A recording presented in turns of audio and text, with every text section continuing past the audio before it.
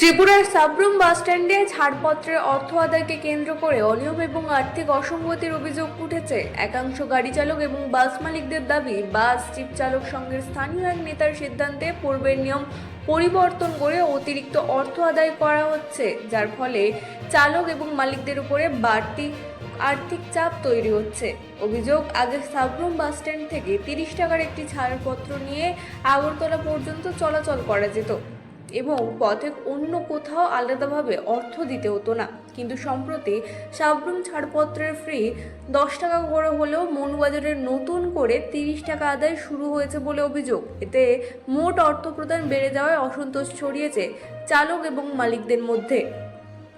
স্থানীয়দের আরও দাবি, এই পরিবর্তনের জন্য সংগঠনের রাজ্য কমিটির অনুমোদন দেওয়া হয়নি। প্রতিবাদ জানাতে গেলে সংশ্লিষ্টদের ভয়ভীতি দেখানোর অভিযোগ উঠেছে। এদিকে ছাড়পত্র থেকে সংগৃহীত অর্থ কমে যাওয়ায় সাবরুম বাসস্ট্যান্ডে কর্মরত 3 কেরানির বেতন নিয়মিত দেওয়া হচ্ছে না বলে অভিযোগ। পাশাপাশি শ্রমিক কল্যাণমূলক বিভিন্ন খাতে ব্যয় করার মতো অর্থের সংকটও তৈরি হয়েছে বলে দাবি সংগঠনের একাংশে। তবে এই সমস্ত অভিযোগের বিষয়ে অভিযুক্ত নেতা বা সাউথ ত্রিপুরা বাস জিপ চালক সংঘের পক্ষ থেকে এখনো কোনো আনুষ্ঠানিক প্রতিক্রিয়া পাওয়া যায়নি।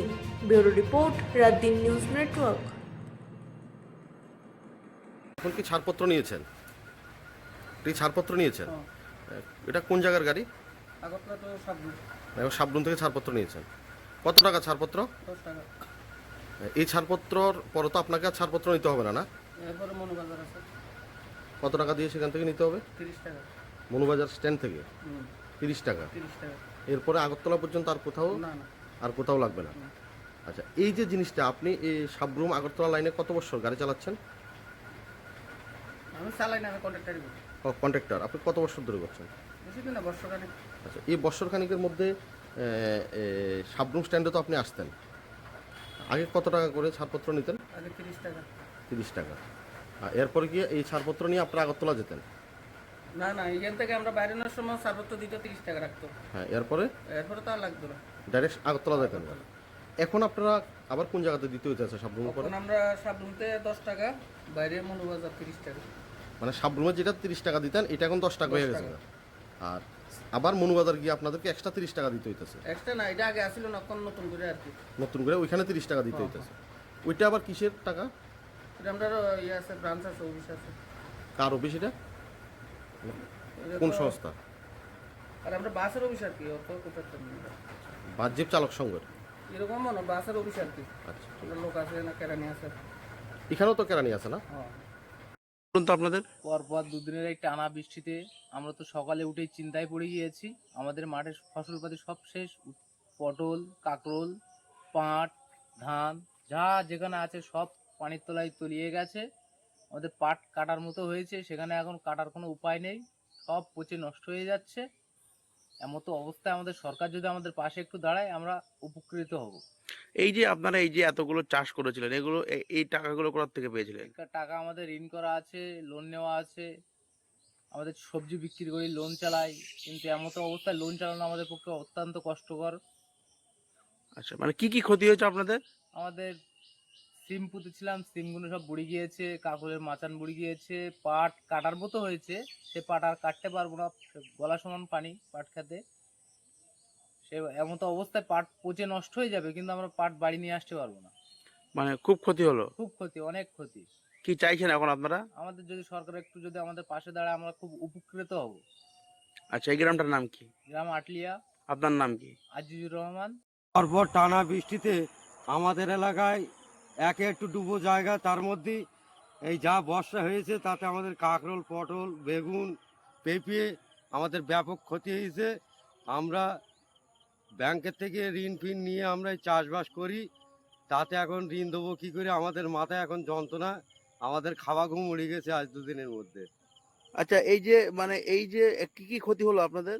আমাদের কাঁকরোল, পেঁপে, পটল, বেগুন। আর পাটের অবস্থা কি? পাটের অবস্থা, পাট সে আর কাটার পরিস্থিতি নেই, পানিতে একদম পুরো ডুবে গেছে। এখন সে পাট আর নেওয়া যাবে না, এরকম পরিস্থিতির জায়গায় পৌঁছে গেছে। তাহলে এখন কি হবে? এখন কি করব? আমরা চাচ্ছি সরকার আমাদের একটু যা আর্থিক সাহায্য করুক, নয়তো আমাদের বাঁচার উপায় নেই। আপনার নাম কি? জহুরুল আলম। আমার নাম বিজয় কুমার দে। এটা কোন জায়গা? এটা সাবরুম সাউথ ত্রিপুরা বাহ্যিক চালক সংঘ। আমাদের কাছে একটা খবর আছে, যেটা শুনতে পেলাম যে এখন নাকি এখানে ছাড়পত্র হয় না। বিষয়টা কি? বাসগুলোর ছাড়পত্র এখানে হয় না? এখানে ছাড়পত্র হয় না বলতে আপনার আমাদের আগে যে বাস ওনার সিন্ডিকেট ছিল, এটা এখন আপনার মনোবাজার নিয়ে গেছে। তার মধ্যে আমাদের ছাড়পত্র আগে বাসের ছাড়পত্র ছিল 30 টাকা, এখন আমাদেরকে ছাড়পত্র শুধু 10 টাকায় দেওয়া হয়। এর মধ্যে আমাদের বেতনের টাকাও হয় না, প্লাস আমাদের অফিসও কোনো টাকা পায় না, ঠিক আছে। আর তার মধ্যে যে আমাদের সিন্ডিকেটে কোনো প্রোগ্রাম বা কারো বাবা মারা গেল বা কারো কোনো বোনের বিয়ে, হ্যাঁ, আমরা সমাজসেবামূলক কাজ করে থাকি, কোনো টাকা আমাদের ফান্ডে থাকে না বা ওঠে না। কি কারণে থাকে না এটা এখন?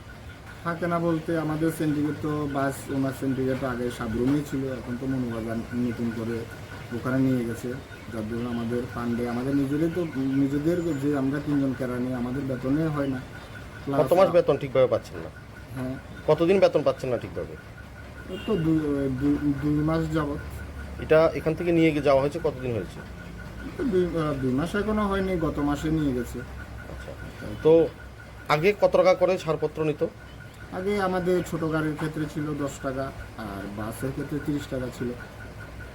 তো এখন বাসের ক্ষেত্রে কত করে নিচ্ছে? এখন ছোট গাড়ির ক্ষেত্রেও 10 টাকা আর বাসের ক্ষেত্রেও 10 টাকা নেওয়া হচ্ছে। এখন যে গাড়িটা ধরুন এখান থেকে যাবে, সাবরুমের যে গাড়িগুলো রেজিস্টার্ড রয়েছে এখান থেকে আগরতলা যাবে, তো সেই গাড়িগুলো ছাড়পত্র এখন কোথায় কোথায় থেকে নিতে হচ্ছে?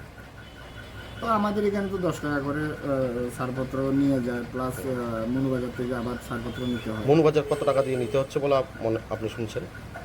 30 টাকা করে।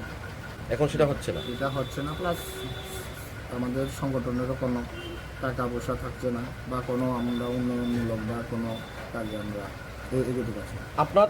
আপনি যে যার আন্ডারে এখন কেরানি করছেন স্ট্যান্ডে, এটা কোন সংস্থার আন্ডারে? এটা বিএমএস বাহ্যিক চালক সংঘ।